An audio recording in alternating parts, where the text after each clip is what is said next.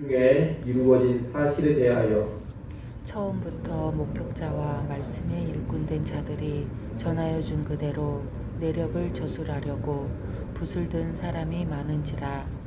그 모든 일을 근원부터 자세히 미루어 살핀다도 데오빌로 각하에게 차례대로 써 보내는 것이 좋은 줄 알았노니 이는 각하가 알고 있는 바를 더 확실하게 하려 함이로라. 유대왕 헤롯 때 아비야 반열에 제사장 한 사람이 있었으니 이름은 사가랴요 그의 아내는 아론의 자손이니 이름은 엘리사벳이라. 이 두 사람이 하나님 앞에 의인이니 주의 모든 계명과 규례대로 흠이 없이 행하더라. 엘리사벳이 잉태를 못함으로 그들에게 자식이 없고 두 사람의 나이가 많더라. 마침 사가랴가 그 반열의 차례대로 하나님 앞에서 제사장의 직무를 행할세. 제사장의 전례를 따라 제비를 뽑아 주의 성전에 들어가 분향하고 모든 백성은 그 분향하는 시간에 밖에서 기도하더니 주의 사자가 그에게 나타나 향단 우편에 선지라. 사가랴가 보고 놀라며 무서워하니 천사가 그에게 이르되 사가랴여 무서워하지 말라. 너의 간구함이 들린지라. 내 아내 엘리사벳이 내게 아들을 낳아주리니 그 이름을 요한이라 하라. 너도 기뻐하고 즐거워할 것이요 많은 사람도 그의 태어남을 기뻐하리니 이는 그가 주 앞에 신자가 되며 포도주나 독한 술을 마시지 아니하며 모태로부터 성령의 충만함을 받아 이스라엘 자손을 주 곧 그들의 하나님께로 많이 돌아오게 하겠음이라. 그가 또 엘리야의 신령과 능력으로 주 앞에 먼저 와서 아버지의 마음을 자식에게 거스르는 자를 의인의 슬기에 돌아오게 하고 주를 위하여 세운 백성을 준비하리라. 사가랴가 천사에게 이르되 내가 이것을 어떻게 알리요? 내가 늙고 아내도 나이가 많으니이다. 천사가 대답하여 이르되 나는 하나님 앞에 서 있는 가브리엘이라. 이 좋은 소식을 전하여 내게 말하라고 보내심을 받았노라. 보라, 이 일이 되는 날까지 내가 말 못하는 자가 되어 능히 말을 못하리니 이는 내가 내 말을 믿지 아니함이거니와 때가 이르면 내 말이 이루어지리라 하더라. 백성들이 사가랴를 기다리며 그가 성전 안에서 지체함을 이상히 여기더라. 그가 나와서 그들에게 말을 못하니 백성들이 그가 성전 안에서 환상을 본 줄 알았더라. 그가 몸짓으로 뜻을 표시하며 그냥 말 못하는 대로 있더니 그 직무의 날이 다 되매 집으로 돌아가니라. 이후에 그의 아내 엘리사벳이 잉태하고 5달 동안 숨어 있으며 이르되 같이 봅니다. 주께서 나를 돌보시는 날에 사람들 앞에서 내 부끄러움을 없게 하시려고 이렇게 행하심이라 하더라. 아멘. 오늘부터 누가복음 말씀을 보겠습니다. 누가복음은 누가가 쓴 복음서입니다. 1절로 4절에 보면 이 누가복음을 기록한 목적이 나옵니다. 누가는 우리 중에 이루어진 일에 대해 목격자와 말씀의 일꾼들이 전해준 그대로 내력을 조술하려고 붓을 든 사람이 많았다고 합니다. 우리 중에 이루어진 일이란 하나님께서 예수님을 통해 이루신 복음의 사역, 구원의 사역을 의미하는 것입니다. 예수님을 통해 이루신 구원의 사역은 그것을 직접 목격했던 목격자들이 정했습니다. 그 목격자들이 곧 말씀의 일꾼들인데 대표적으로 사도들을 들 수가 있겠습니다. 누가 당시에 이런 목격자들이 전해준 그대로 내력을 조술한 기록들이 많이 있었습니다. 누가는 그 기록들을 포함한 여러 자료들을 가지고 모든 것을 면밀히 살폈는데 그 내용을 차례대로 기록해서 데오빌로 각하에게 보낸 것이 누가복음입니다. 데오빌로는 아마 기독교 신앙에 이제 입문한 헬라의 고위 관료로 보입니다. 그의 신앙을 돕기 위해서 예수님이 이루신 구원의 이야기, 복음을 체계적으로 기록해서 전한 것입니다. 이 누가복음은 세례 요한에 관한 이야기로 시작합니다. 유대왕 헤롯 때의 제사장 사가랴와 그의 아내 엘리사벳이 있었습니다. 이들은 하나님 앞에서 의인이요 흠없이 말씀대로 행하는 부부였는데 늙도록 자녀가 없었습니다. 한 번은 남편 사가랴가 하나님의 성전 성소에 들어가 분향을 하게 되었습니다. 그가 분향하는 동안 백성은 밖에서 기도를 했는데 사가랴는 분향할 때 천사를 만납니다. 천사는 사가랴에게 두려워하지 말라고서 너의 간구함이 들렸다고 합니다. 사가랴가 어떤 간구를 했는지는 오늘 본문에 나오지 않습니다만 아마도 자녀를 위해서 오래도록 기도했을 것입니다. 그리고 분향하는 동안에는 제사장으로서 이스라엘의 구원과 속량을 위해서 기도했을 것입니다. 그 기도에 대한 응답이 주어진 것입니다. 그 응답은 엘리사벳이 아들 요한을 낳는다는 겁니다. 천사는 요한의 탄생이 사가랴의 기쁨이 될 뿐만이 아니라 많은 사람의 기쁨이 되리라고 합니다. 일단 여기서 우리는 몇 가지 생각해 볼 것이 있습니다. 첫째, 자녀를 낳지 못한 것은 죄 때문이 아니라는 겁니다. 이 당시는 자녀, 특별히 아들을 낳는 것을 큰 복으로 여겼습니다. 그러나 사가랴와 엘리사벳 부부는 그 복을 누리지 못했습니다. 하지만 그것이 죄 때문은 아닙니다. 이 부부는 의로운 사람들이요 흠없이 순종하는 사람들이라고 분명히 말하고 있기 때문입니다. 그러니 우리는 복으로 여겨지는 일들을 누리지 못한다고 해서 그 사람이 곧 죄인이라는 섣부른 생각을 하지 않아야 할 것입니다. 둘째, 기도가 응답되지 않는다 하더라도 하나님은 그 기도를 듣고 기억하고 계신다는 겁니다. 천사는 13절에서 너의 간구함이 들린지라 이렇게 말했습니다. 이 말은 하나님께서 사가랴의 기도를 계속해서 듣고 계셨음을 의미합니다. 지금까지 이 사가랴의 기도에 대해서 어떤 외적인 응답이 주어지지는 않았습니다. 하지만 하나님이 계속해서 그 기도를 듣고 계셨다는 겁니다. 그리고 때가 되매 이제 응답을 해주신 겁니다. 그러니 우리는 외적인 응답의 유무와 상관없이 하나님께서 늘 신자의 기도를 듣고 계신다는 것을 알아야 합니다. 응답의 때 응답의 방법은 우리가 정할 수 있는 것이 아닙니다. 그것은 하나님의 주권에 달려있는 일입니다. 우리는 다만 기도할 뿐입니다. 그러면 하나님은 그 기도를 들으시고 하나님의 때에 하나님의 방법으로 응답해 주시는 겁니다. 기도에 관한 이 내용을 우리가 또 기억하고 있어야 되겠습니다. 셋째, 사가랴가 아들을 낳는다는 이 내용은 단순히 기도하면 불임의 문제가 해결된다 이것을 가르쳐주는 것이 아니라는 겁니다. 이 내용이 기도만 하면 반드시 불임의 문제가 해결되고 자녀를 생산한다 그런 가르침의 근거로 사용되어서는 안 됩니다. 물론 하나님은 불임의 문제를 해결하고 자녀 생산이 가능케 하는 그런 능력이 충분히 있으십니다. 그리고 지금도 그런 일을 행하시곤 합니다.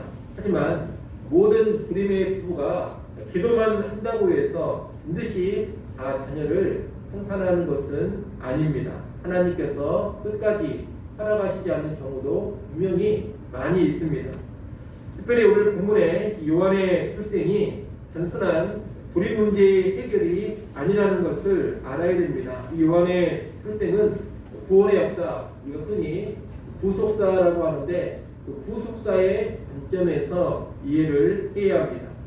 이제 하나님께서 오래전부터 약속하신 메시아를 보내어 구원의 역사를 이제 이루실 겁니다.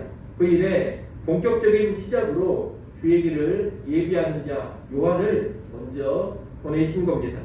앞서 말씀드린 것처럼 사가랴는 또 분향할 때 제사장으로서 이스라엘의 구원과 속량을 위해서 기도했으리라 그렇게 말씀을 드렸습니다. 요한의 출생은 그 기도에 대한 응답이기도 한 것입니다.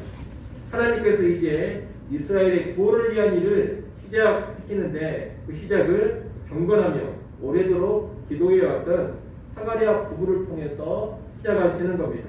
그러니 요한의 출생은 단순히 한 집안의 불임 문제의 해결이 아니라는 겁니다. 하나님께서 약속하신 구원을 이루어 가시는 구원 역사의 일환입니다.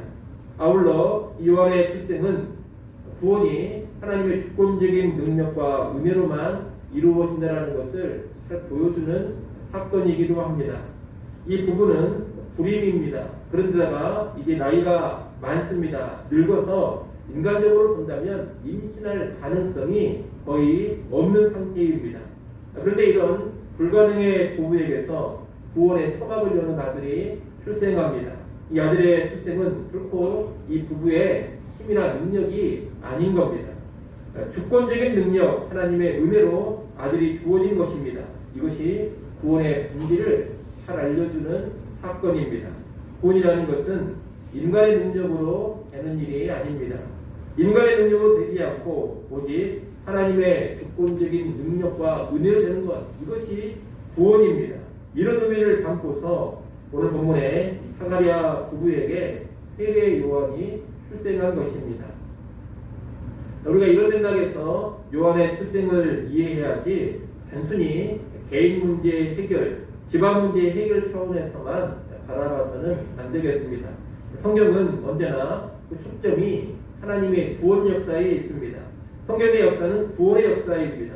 그러니 성경의 사건들을 여러분이 보실 때 너무 좁게만 보지 않아야 됩니다. 단순히 내 개인 문제 해결, 집안 문제 해결 그런 차원에서만 성경의 이야기, 성경의 사건들을 바라보지 말라는 겁니다. 더 크고 더 넓은 시야를 가지고서 하나님의 구원 역사의 차원에서 성경을 볼 줄 알아야 하겠습니다. 다시 본문으로 돌아오셔서 15절로 17절까지 말씀은 이제 출생하게 될 아이 요한의 미래에 대한 천사의 예고입니다. 요한은 주 앞에서 큰 자가 될 것입니다. 구별된 선지자로서 포도주나 복주를 마시지 않습니다. 술 대신에 성령으로 충만한 생애를 시작하게 될 것입니다. 그런 이스라엘 백성을 하나님께로 돌이키게 하는 사명을 감당합니다. 하나님을 떠난 백성, 우상 숭배하는 백성을 회개케 하는 사명을 감당하는 겁니다. 이러한 요한의 사명은 말라기 4장 5절로 6절의 예언을 성취하는 것입니다. 말라기 4장 5절 6절에 보면 마지막 때에 하나님께서 선지자 엘리야를 보내시겠다 그렇게 말씀을 하셨습니다. 요한이 바로 그 선지자인 것입니다. 그는 엘리야의 신령과 능력으로 와서 아버지들의 마음을 다시게 거스르는 자를 의인의 슬기에 돌아오게 합니다. 17절에 보면 아버지라는 말이 나오는데 이 아버지는 하나님 아버지를 가리키는 것이 아닙니다. 본문에 보면 복수로 아버지들 이렇게 되어 있습니다. 아버지들을 회개케 해서 이제 자녀들을 정말로 사랑하고 위하는 그런 마음으로 변화시켜 주신다 이런 의미입니다. 이렇게 요한은 메시아이신 예수님, 주가 되시는 예수님이 올 때까지 백성을 준비시키는 역할을 감당하는 겁니다. 18절로 25절은 천사의 말에 대한 사가랴의 반응과 그 말씀의 성취를 기록하고 있습니다. 천사의 말을 들은 사가랴는 나이든 부부에게 어떻게 아이가 태어날 수 있는지 의심을 합니다. 믿을 수가 없는 겁니다. 그러자 천사는 자기 이름을 가브리엘이라고 밝히면서 하나님께서 나를 보내셔서 이 좋은 소식을 전한다고 합니다. 그리고 이 말이 성취될 때까지 너는 말을 못하게 될 것이라고 합니다. 사가랴는 천사가 전한 말을 믿지 못했지만 그래도 이 말씀은 성취가 됩니다. 대신에 그때까지 이 사가랴는 말 못하는 벌, 믿음이 없기 때문에 그 징벌을 받은 것입니다.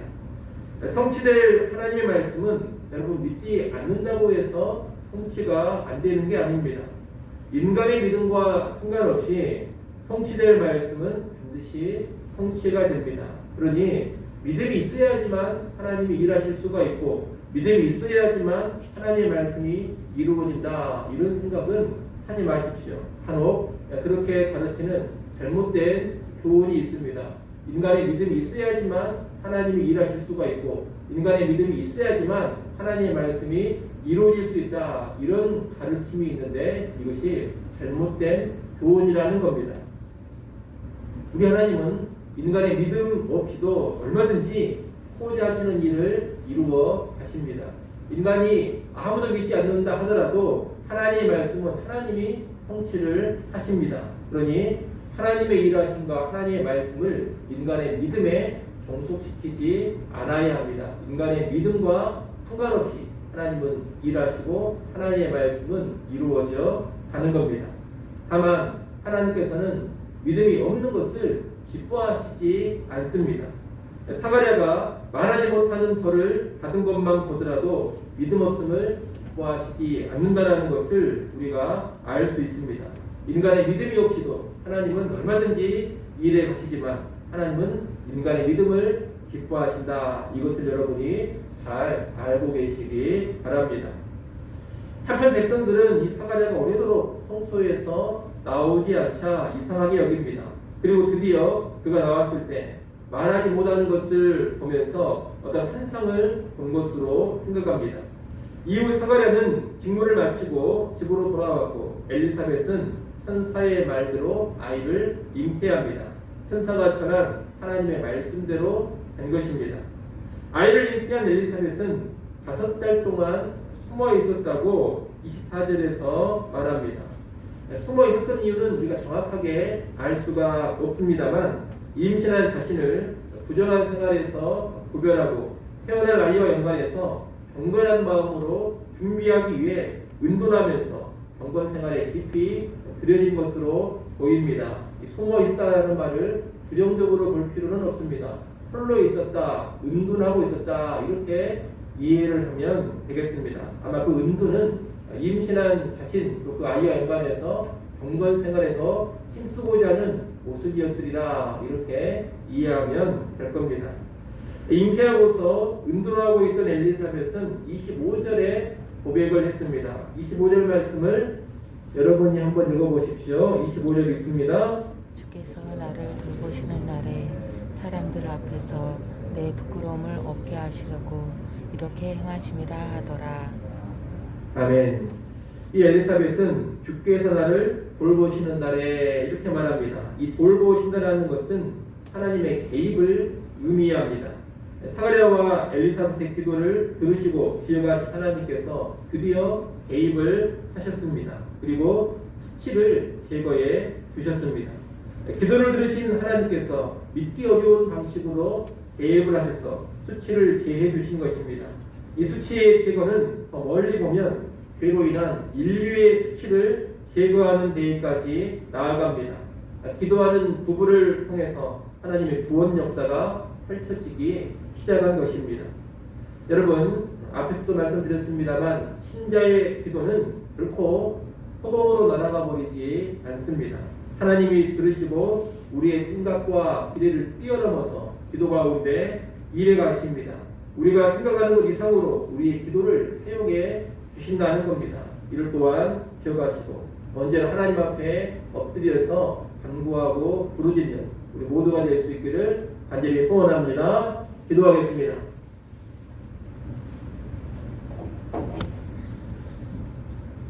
하나님 아버지, 기도하는 이들의 기도를 들으시며 구원의 역사를 이루어 가시는 하나님의 일하심을 보았습니다.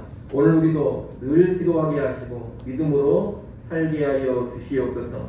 주권적인 은혜로 구원의 역사를 이루시는 하나님을 바라보게 하시고 하나님이 이루시는 그 구원을 풍성히 누려가게 하여 주시옵소서. 새로운 한 해가 이제 시작되었습니다. 우리 모든 성도들 하나님 앞에 바로 서게 하시고 한 해를 주님과 더불어 시작해 하여 주시옵소서. 기도하는 한 해가 되게 하시고 말씀으로 살아가는 한 해가 되게 하시며 성령으로 충만한 한 해 되게 하여 주시옵소서. 아버지 하나님, 이 시간도 새벽 시간에 간구하는 백성들의 기도 소리를 들으시고 하늘의 하나님께서 귀한 응답들을 허락하여 주옵소서. 예수님의 이름으로 기도드리옵나이다. 아멘.